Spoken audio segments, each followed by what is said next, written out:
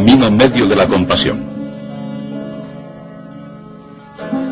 En el año 563 a.C. nació un príncipe en una ciudad cerca de los Himalayas, en el norte de la India. Esa ciudad, Lumbini, está ahora en el país del Nepal. Según la leyenda, el nacimiento de este príncipe, conocido como Siddhartha Gautama, estuvo rodeado de milagros. Un vidente vaticinó que se presentaba en su futuro una encrucijada. Siddhartha llegaría a ser o un gobernante mundial, o si alguna vez veía juntos o por separado un viejo decrépito, un enfermo, un cadáver y un monje, se convertiría en un buscador errante de la verdad y en un Buda, un iluminado. Al final, sin embargo, salió a las calles a mezclarse con la gente y por primera vez contempló la vejez, la enfermedad y la muerte. Siddhartha entonces acudió a un santón hindú y quedó profundamente impresionado por la calma y la naturaleza pacífica del sadhu. Como resultado de este encuentro, a la edad de 29 años, Siddhartha abandonó su hogar, a su esposa e hijo, y la esperanza del poder y la gloria terrenos. Se echó a los caminos de la India en busca de la verdad sobre la existencia humana.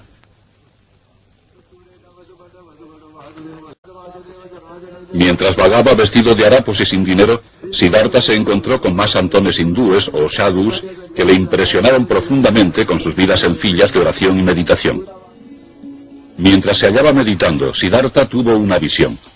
Vio seres desfilando y reencarnándose, algunos en circunstancias felices y otros en circunstancias miserables, de acuerdo con la ley universal del karma, que, según cree, cada acto bueno o malo será recompensado o castigado en esta vida o en alguna otra reencarnación.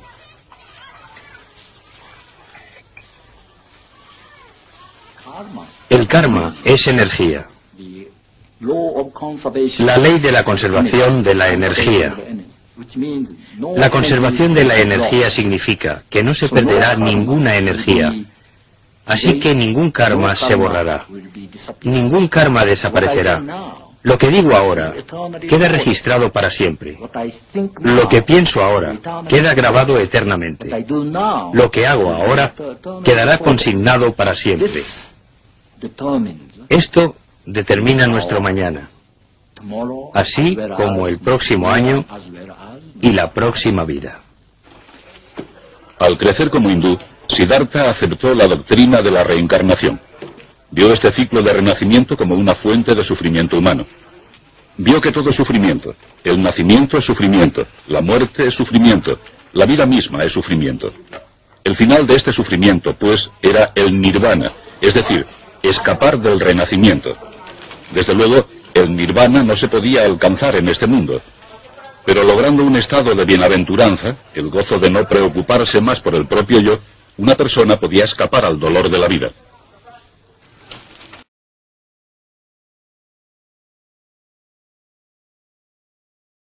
El noble camino óctuple, a saber, visión recta, intención recta, discurso recto, acción recta, ocupación recta, esfuerzo recto, atención recta y concentración recta. Lo que se denomina budismo Theravada.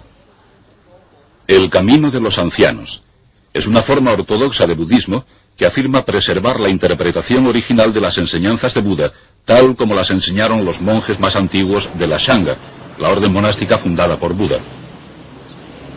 Los budistas Theravada creen que Buda fue un gran maestro, más que un dios, y que pueden llevar a cabo su propia salvación siguiendo el ejemplo de Buda.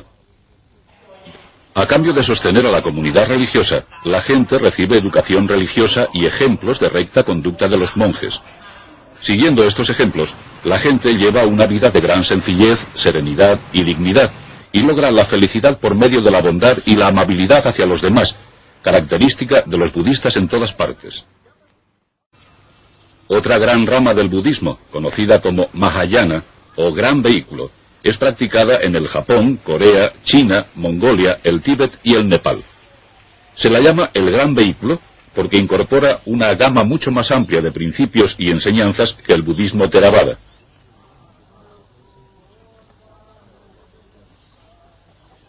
El sendero del budismo Mahayana enseña que Buda fue un dios y rinde homenaje a una multitud de deidades semejantes a Buda que vinieron a la tierra en forma de hombres.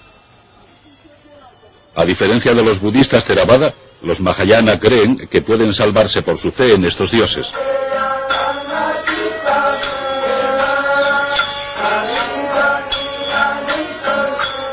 En el Nepal, budismo e hinduismo son casi indistinguibles. Los hindúes del Nepal creen que Buda fue una encarnación de Vishnu, una de las principales deidades del hinduismo. Aquí, en Swayambhunath, se ha construido un templo hindú en medio del segundo lugar budista más alto del Nepal. Los dos coexisten en perfecta armonía.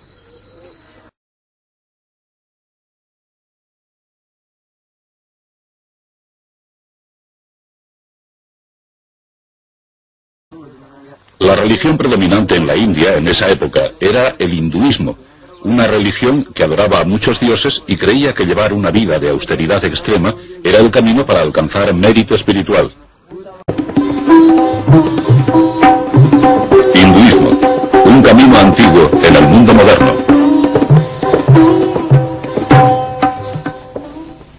El hinduismo nació de una civilización que existió hace casi 5000 años, en torno al 3000 a.C., en el Valle del Indo, en la India.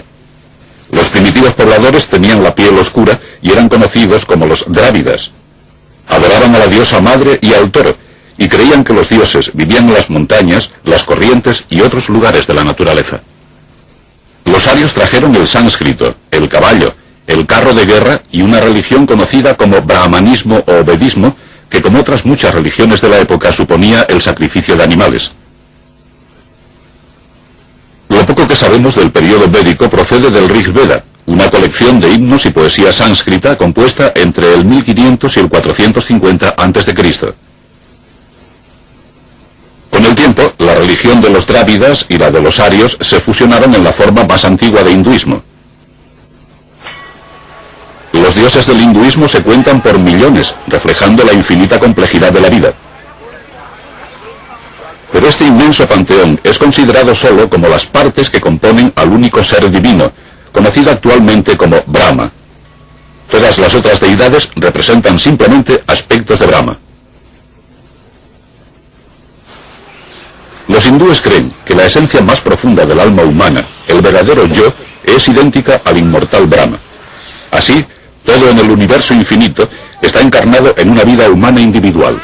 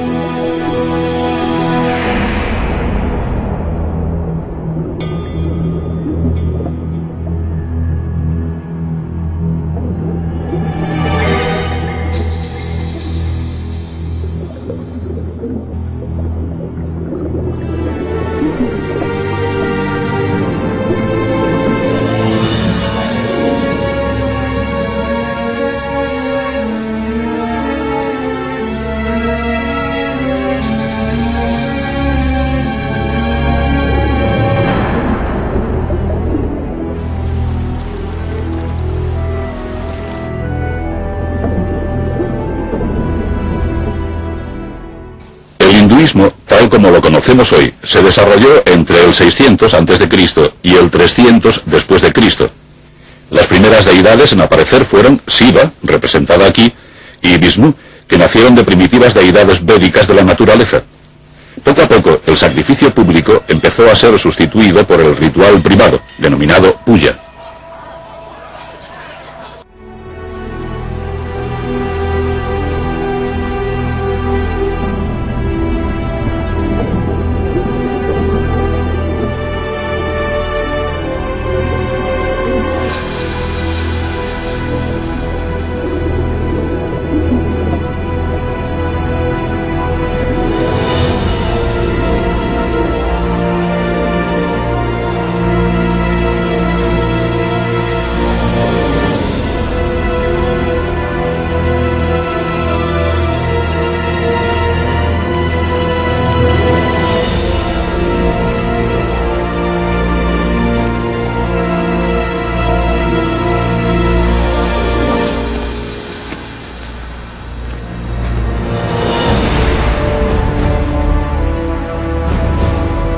A medida que la religión se desarrollaba, surgían nuevas enseñanzas.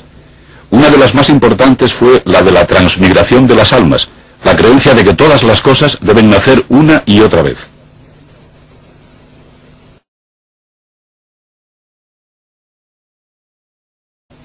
Durante una vida tras otra, siguiendo el propio Dharma o camino personal, era posible ascender a planos espirituales cada vez más elevados.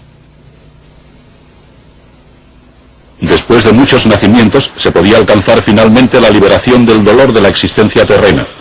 La vida austera de un asceta, o santón, representaba el camino más rápido para lograr la liberación.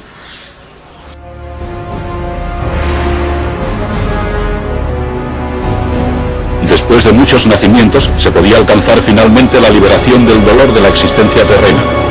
La vida austera de un asceta, o santón, representaba el camino más rápido para lograr la liberación.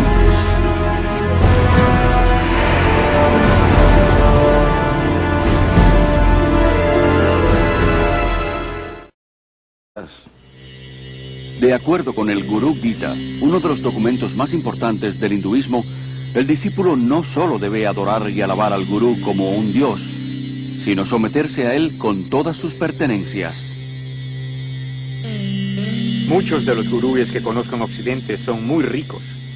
Los gurúes están más interesados en discípulos blancos que en discípulos indios, sobre todo porque pueden obtener más dinero de los blancos. Cientos de gurúes se han hecho inmensamente ricos en Occidente, recibiendo donaciones libres de impuestos y fabricando y distribuyendo toda clase de recuerdos en honor de estos autoproclamados hombres de Dios.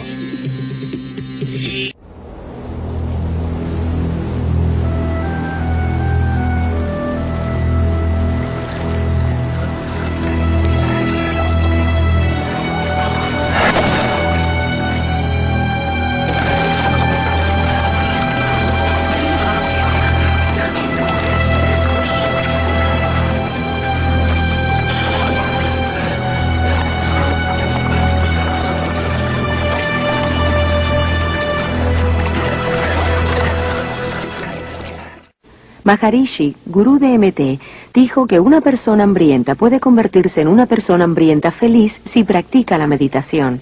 Aunque el hindú trata de convencerse a sí mismo que el sufrimiento está solo en su mente, que es una ilusión llamada Maya, al mismo tiempo cree que debe seguir sufriendo una y otra vez, forzado para siempre a regresar a este mundo a través de la reencarnación.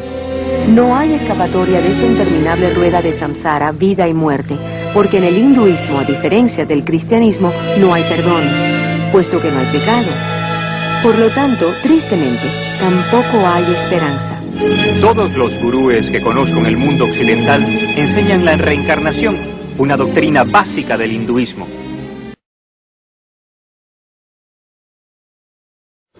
Los budistas Mahayana cuentan cómo Buda tomó una vez algunas hojas y dijo a sus discípulos que, al igual que aquellas hojas no eran todas las hojas del bosque, tampoco sus enseñanzas eran toda la verdad.